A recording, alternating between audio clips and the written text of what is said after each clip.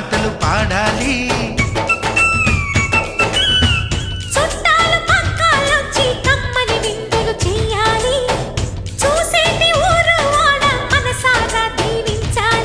నలుగురు కలిసి చేతులు కలిపి మన కలలన్నీ పండించాలి.